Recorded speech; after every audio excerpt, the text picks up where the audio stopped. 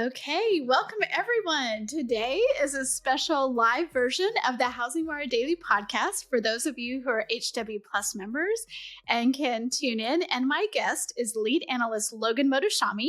We have a lot to talk about, but first, Logan, I can't let that 49ers jersey go unchallenged.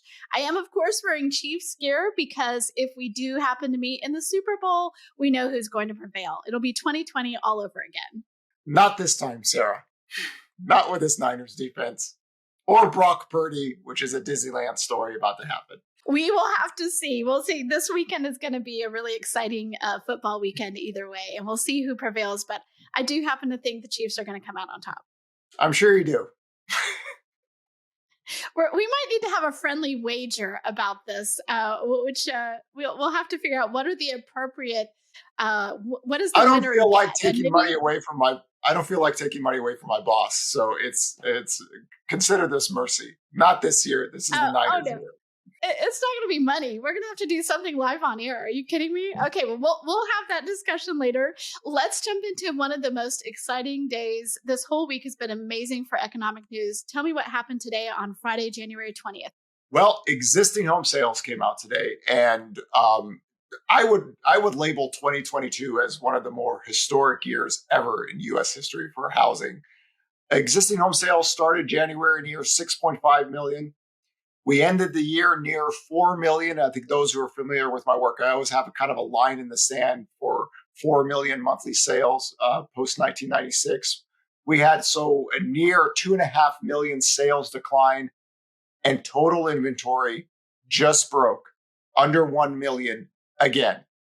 So for all the fanatics in the world, the people that I've had to deal with for 11 years, who keep on saying housing 2008, who are typically male stock traders on social media sites, we just had the big collapse in sales. And not only is inventory not at 2007 levels, which was a little bit above 4 million, not only is inventory not at 2014 levels, which back then where purchase application data was about 2.3 million peak. We are below 1 million again. And like I've tried to stress for a very long time, homeowners are educated people. They have kids, they go to jobs, they have sex. They're normal human beings. They are not male stock traders who are on leverage and have bad relationships in their life. They don't just sell their house to be homeless. They don't sell their house to have a housing cost higher than what they have. There's reasons to buy and sell every year. And for 10 years, we've had this downtrend in inventory because homeowners are now doing well and they have 30-year fixed products. So I think hopefully by now, after this year, we can realize that all of these 2008 talks are done by one group of people. They're usually stock traders or anti-central bank people. This is why I challenge them to live debates. I want them on camera. I want their family members to see them. So let me do what I do best, housing economic data, because this is it. Today's the day. We got down to 4 million and we're below 1 million in inventory. There is no time in history that you would believe in this concept unless you visually see it. So there's no more excuses anymore, right? You can't whiff this bad again. Let that period go. It's over. Okay, so you've been talking about that we could get to this level for a couple of months. Is this sooner than you thought we'd get there? Is this about right? What do you think? Usually the inventory channels by December or January is to the low. So what we've seen in the NAR reports is that we saw a peak and inventory had been falling, the seasonal drive lower. So it pretty much looks how it looks like every single year. It's just that we never got the push in inventory in 2022 that some people thought. And a lot of this goes back to the end of June. When mortgage rates got to 6%, 6.25%, what we started to see in the data, remember, reading is a good thing. The history of the world has never looked good upon people who believe in burning books instead of reading them, right? And we saw this every single week. New listings data started to decline faster than normal. It wasn't the professional grift of, hey, people are just going to run and sell their house and get out at any cost. No. If you are soft, it doesn't mean homeowners are soft, right? New listing data declined. That is also a demand hit, right? A traditional seller is a traditional buyer of a home, 75 to 82% of the time. People do not sell to be homeless. I don't know who convinced you people this, but I just know. So new listing data decline, waterfall dive in demand. Guess what happened in 2020? When new listings data declined, we saw a waterfall demand to 4 million, right? Here we are again. It took the whole year to get here, right? So why I always say new listings data growth, growing inventory is a positive. Why? Because sellers put their homes on the market, they sell, and then they buy another house. That is demand, right? So we have to train our thoughts that when inventory levels start to get so low and sellers don't list, that is a demand hit. And we saw that, that's why you see this waterfall collapse in demand. So you don't have the move up buyer, the move up seller who buys, then you have the biggest mortgage rate increase in history. You get a vacuum in demand, and that's what we saw. But it doesn't mean that everyone rushes to the marketplace to sell. So there's no more excuses. Here it is. We are at 2007 or 2008 levels in sales, and inventory is 3.2 million lower. Don't make me do the Pulp Fiction. I dare you, I double dare you to do the 2008 thing with me again. This is why I want you on camera. This is why I want your kids and your families to see this. You are not housing economists. You're not data analysts. You're fraudulent professional grifters, right? That's why I can do this live on TV, right? But let me get you so I could counteract every miserable housing crash, collapse, thought process that we've done for 11 years now.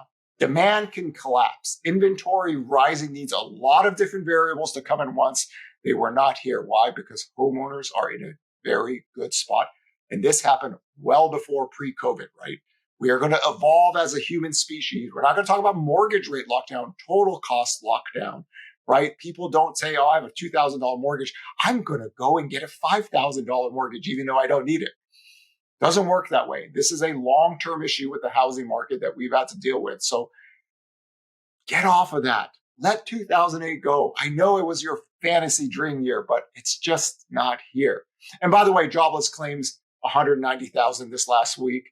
The American honey badger labor market is still at it again. So a lot to talk about.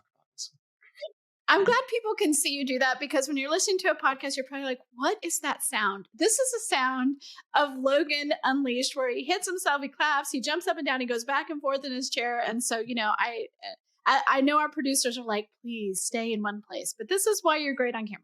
Sarah Wheeler, think of me as a strong safety, and I see a soft, overrated tight end coming down the middle. And if I know I can knock his ass down, he's not coming down the middle to catch a ball ever again.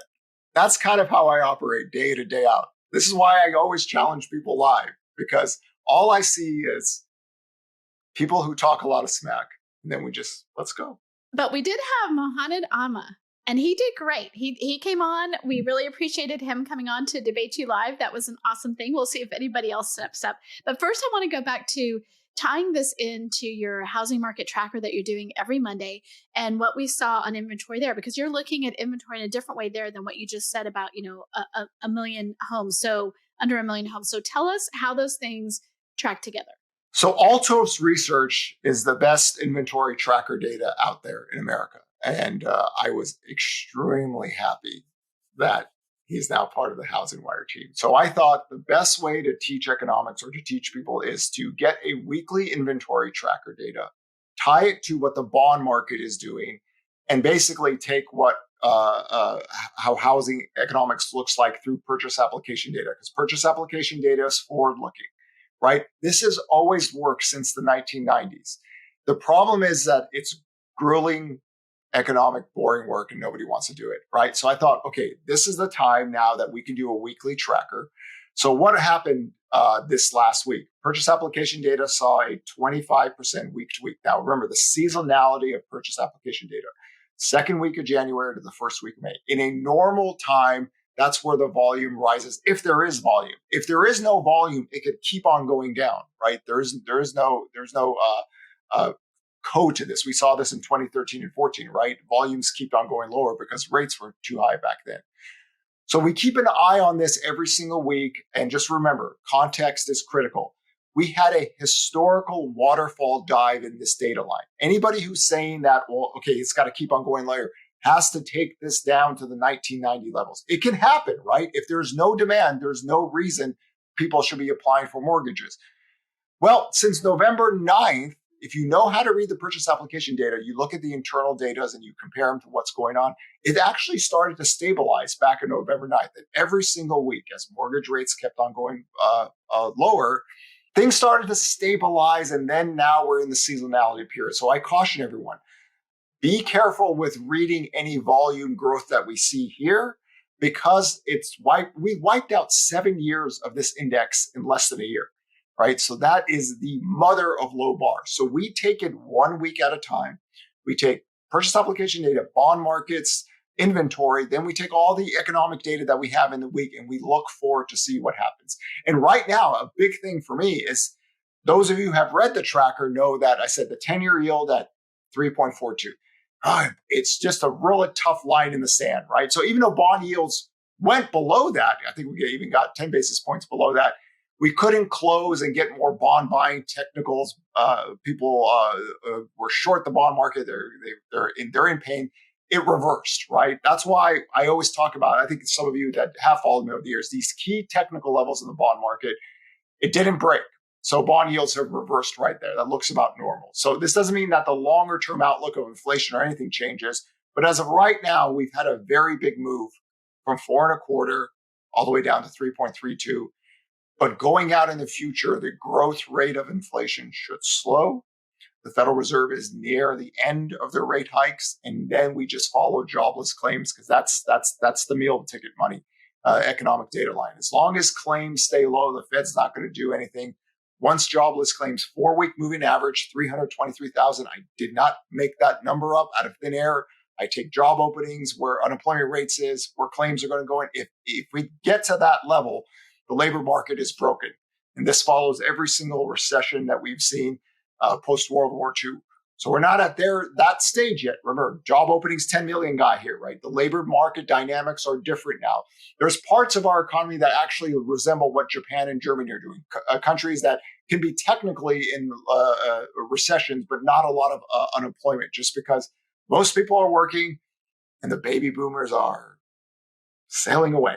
You love to stick it to the baby boomers. They're either old and slow or they're dying off. That's what you love to say. But okay, go ahead. Talk about baby boomers. I'm just saying there's some people that just, cranky, always complaining, the Fed, and the time is gone, right? You had your time. It's time for Gen X to actually start leading the millennials and Gen Z and tell the baby boomers, take your one gold piece, go fishing, something, just call it quits, man. Just forget it, right? You had your time, you complained, you missed the longest economic and job expansion ever recorded in history, you missed the COVID-19 year, and you will sit here until your last breath and complain about the Federal Reserve and America and everything. This country has shown you its true power. Okay, well, let's. You talked about bond rates, and last time we were on this podcast, we did talk about the what happened in Japan and how that was affecting bond rates. But translate that to mortgage rates specifically. What are we seeing this week? What do you expect to see next week? So mortgage rates got all the way down to 6.04% this week, but I would imagine we're probably going to get up to near 6.25% or somewhere up there today. Bond yield technical levels. I'm a bond market guy. I am not a mortgage-backed security guy or anything like that. I don't target. I just look at the 10-year yield. That's how I've always done it. You look at all my forecasts for 2015. We just work off channels.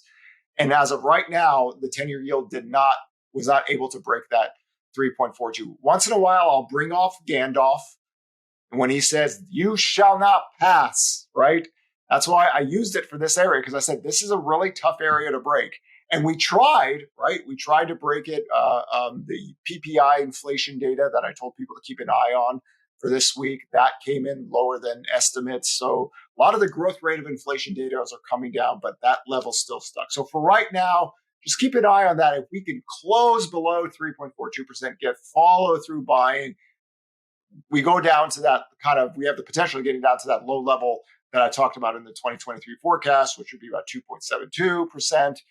There's your 5% mortgages, possibly if the spreads get better, could get below 5%. But as of right now, listen, it is as good as you could possibly want, especially going back to last October when people are talking about 8 to 10% mortgages for the spring season. The housing market is done. It's finished because, the Fed is going to destroy America because that's what they're supposed to do, I guess. No, it wasn't the case. The growth rate of inflation peaked back then. So everything looks the same. What I try to emphasize to people in the academic world, if you look at PCE inflation, personal consumer expenditures, that's what the Federal Reserve wants to go on. They want that back down to 2%. If you look at the month-to-month data, by the time we get to the end of this year, we should have a 3 handle on that. So what the 10-year yield is doing is pretty much in line in that context. It's really the 2-year yield. I know this is getting my geeky stuff. The 2-year yield is saying the Fed's done hiking rates. So you want to keep an eye on that and see where the bond market is telling you. If they're done hiking rates, they're now talking about cutting rates.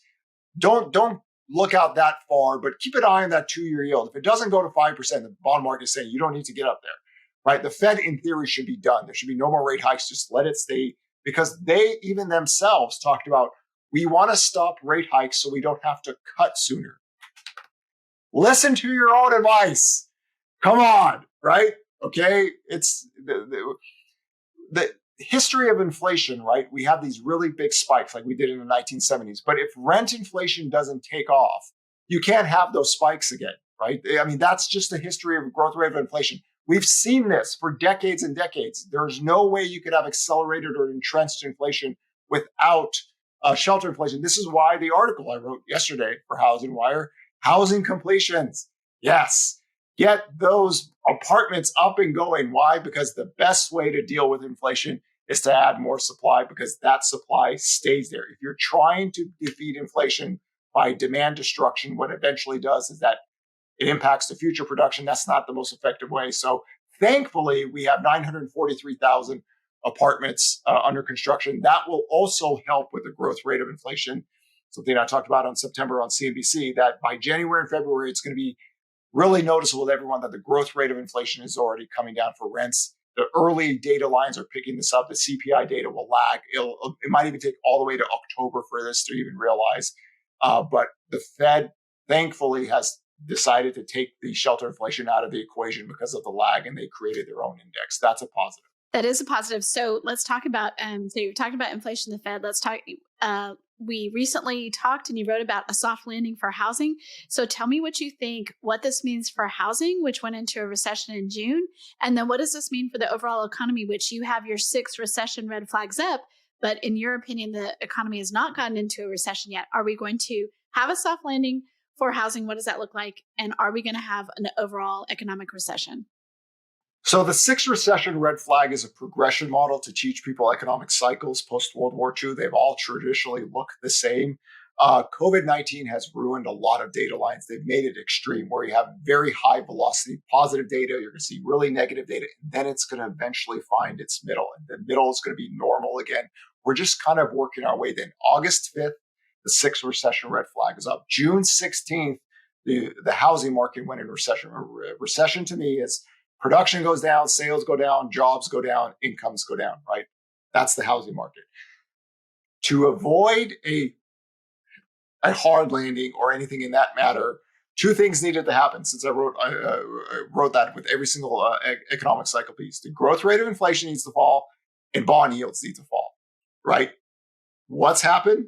Growth rate of inflation is falling, bond yields are falling. If that continues, the one sector of the economy that's really important is housing, right? That can stabilize. This is not like COVID-19 where we had this waterfall drop in the V-shaped recovery. It's a different marketplace, right? Because affordability is an issue. We're not talking about 3% rates before home prices took off. We're talking about 6% mortgage rates after home prices have took it. It's a much different market than then, but stabilization first. The Builders Confidence Index has gone positive off a very deep dive. Purchase application data is rising off a very deep dive. Mortgage rates are falling from an extreme high. We have to first find that stabilization. That's why the weekly tracker is created. And then we'll take it from there, because everything else is still moving along. Consumption is still good.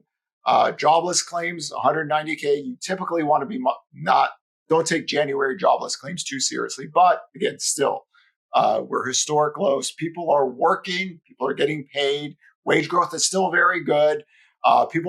There's this chart that goes on, well, personal savings rate is below COVID and credit card debt. Do not become a stock trader economic person, right? Nominal credit card debt goes with every single expansionary. It's when it detracts, right, that you're in a recession. So during this whole period of time since January, we had people tell us we're in a recession by giving us data lines that were actually positive. They don't know why. They don't read. Reading is a good thing, right? We still have roughly $900 billion of excess savings from COVID-19. So even though the personal savings rate is below, there's still excess money in the system. That's actually one of the things the Federal Reserve says. It's difficult to get inflation down with so much excess savings. So be careful of reading that chart. Over time, the Fed rate hikes do impact the economy. It tends to lag. The net interest costs to consumers gets too much. If demand falls, you'll see a recession through jobless claims rising. You don't get jobless claims rising, you're not going to get your job loss recession, right? And we're basically at that point. So as of right now, we're still healthy. We're still good. Job openings over 10 million. Claims are still low. If that goes out the whole year, there's no recession coming in. So two things that are looking for that I needed wasn't about rate cuts yet, but the growth rate of inflation is falling. Bond yields are falling. If housing could just stabilize from here, get a little bit of an uptick, right? That'll be a positive for the U.S. economy. But housing and tech, recessionary in this sense. But people say, well, Amazon is laying off 18,000 people and Microsoft is laying down 11. There's 155 million people. Okay, so what traditionally happens with tech company people is that they tend to find jobs and don't even apply for unemployment benefits. This is why you've seen all these tech layoffs and unemployment claims don't really rise too much. They tend to find work right away. This is why the job openings data is critical as well. It's when the service sector, when retail sales and things get really weak, that you start to see the layoffs in the retail sales industry. This is why traditionally low service sector workers tend to have the highest unemployment rates. You keep an eye on that. But as of right now, we're still good, right? So keep an eye. That's part of the tracker is jobless claims every single week. Continuing claims that was rising the last 6 months of the year has stopped and started to go down. So these are all positive. We don't want to be in a situation where we root for a recession for rates to go down. No, we have to evolve ourselves, right? We just had the longest economic and job expansion in recorded history. We had the COVID-19 recovery. These are positives. You don't need to kill jobs to get the growth rate of inflation to come down, right? We're seeing wage growth already slow down. We're seeing inflation and the labor market is tight. We just keep this going and get the supply back on. We got this, but 1 week at a time for this.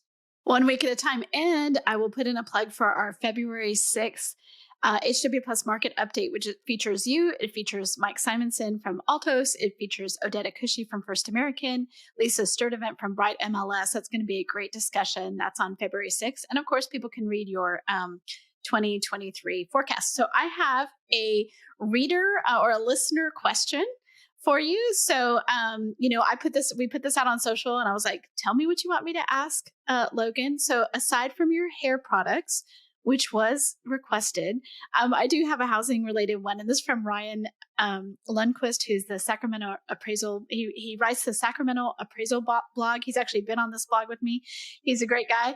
And he asked me, he asked me to ask you what rate, at what rate do you feel like you're going to really see the tipping point for buyers to come back in? So I guess you would say that's a stabilized market. So what mortgage rate is that? So what we saw last year is that when rates went from 6.25% to 5%, buyers started to come back in the marketplace. The issue was that didn't stay very long. We went from 5 to 7.37%. And the thing is, last year, it was sloppy, right? We resembled a third world country where inflation is ramped, the monetary policies, rates just go crazy. People can't really operate in that environment. So I was looking for kind of that 5.375 to 5.75, right? Because I'm just staying with my work going all the way back to 2013. My affordability indexes all get shot with rates over 5.875. This was actually a talking point of mine in 2019 going into years 2020, the big focal point of a lot of my economic work. If you could get rates down to 5.375 and stay there, right? You need duration. You need people to make choices because they can't sit there and think, okay, should we move now? And then all of a sudden, rates went from 5.25 to 7.25. No, forget it, right? We need stability in rates, whether it's at 6.25, 5.25, 4.75. It has to move a little bit more slowly so people can make choices. One of the things that I didn't like to see already, the Redfin's data showing new listings data down 20% year over year using 2022 comps, right? Again, I am so pro inventory because that means sellers feel comfortable about selling their homes and then buying another one. And then you get a functioning housing market. We got to a point to where inventory was so low that it just shows that people were moving. Now, you could also make a case that people just don't want to move. I mean, this is my whole talking point for many years, that people just don't move as much. People can't move as much anymore. There's no more exotic loan debts to facilitate that kind of moving. So people are doing fine. And that's just a function of housing demand that we don't really talk about. But when rates get lower, traditionally you get people that sell and buy, and that's what we want. We just had our first authentic rate shock in history. And the sellers that traditionally buy just kind of backed off on that. So I'm hoping we get more inventory, hoping to get back to 2019 levels. That would be my joy. But the one positive, the one great thing I saw today in the existing home sales report is days on market. I'm such a days on market guy. You put that on my grave. Days on market now is 26 days. That is good. Nothing good happens in the housing market when days on market is a teenager or below that. Nothing good happens. That means you just don't have enough product, and then you get forced bidding, you get accelerating prices. All of that is bad news in my mind. But days on market is 26, and I want to emphasize that's what the Federal Reserve wanted too, right? My whole savagely unhealthy housing market in February of 2020, the Fed housing reset in March, was days on market were too low. The buying process was too chaotic. People were buying homes without contingencies. The Federal Reserve saw that as a detriment to the housing market. And they're going to keep a track on that in the future. So anybody from the NAR that's listening should tell your agents that's not a good thing, right? That's now a weapon for them to say, hey, this is not a positive sign for the housing market. So days on market at 26 days. We get above 30, we get back to normal, right? And normal sellers would get inventory up, and then people just go back to a B&B housing market, boring and balanced. So I know you want the B&B housing market, but we'll have to see as 2023 plays out what the new moniker, what the new theme is. It has been savagely unhealthy. Now we have to see what is it going to be for 2023. Any ideas there? I'm loving the days on market at 26. I'm jumping for joy. When weekly inventory, I know it wasn't a lot. It was like almost 1,400 homes. When weekly inventory grew, I was like, yes, right? So the things that I'm looking for, the way I look at housing is much different than everything. And let's be honest, housing is marketed on prices and crashing and this and all that. That's just how it is, right? But as a data person, as an economics person, we just we want a functioning housing market. So days on market at 26, excellent. Get inventory growth, right? The seasonality, we always get inventory rising into spring. Let's get that process. We get back to a normal housing market. Okay. The fear was the fear was always that all of a sudden inventory was going to spike up like 2008, even though we have no credit deterioration. Well, reading is a good thing, right? If anybody just read the data, they'd go, wow, that's not happening. But for some reason, the biggest bearish American citizens, who resemble Russian trolls to me, have always pushed this narrative. So people like us and a few others decided it's time to fight back, right?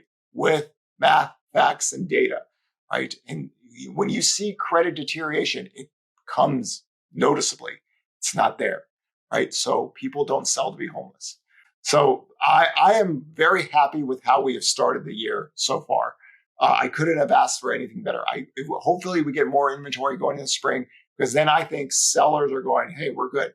The new listings data from Redfin is 4-week moving average. So hopefully the fact that rates have come in a little bit lower, we can get more sellers and then back to normal. That's why the weekly tracker is created to look current and forward, not backwards, right? Today's data, the December is still old and slow. It's backward looking. The market has changed. If rates were still high and purchase application data look terrible, we still have that downtrend going, but that has changed since November 9th. You don't hear this conversation. Why?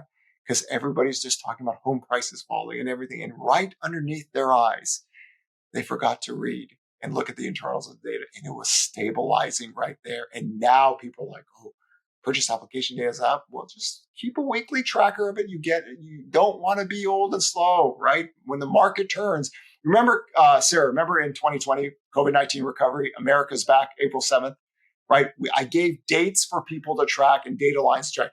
Even when that was the case, people wouldn't believe me. August, home sales are going to be positive. Tomatoes, cabbages, everything thrown at me. It ended up positive. Why? Because the forward-looking indicators were having the sharpest rebound ever recorded in U.S. history. This is why we believe in reading. We're here, the weekly tracker, to show you this because it's numbers, right? We can't make anything up. If they're negative, they're negative. They're positive, they're positive. But this is the proper way to look at housing since the Peloponnesian. Thank you for throwing that in there. Our audience needed that. Yes, the weekly tracker comes out every Monday. 20 seconds. Tell us what your products are for your hair.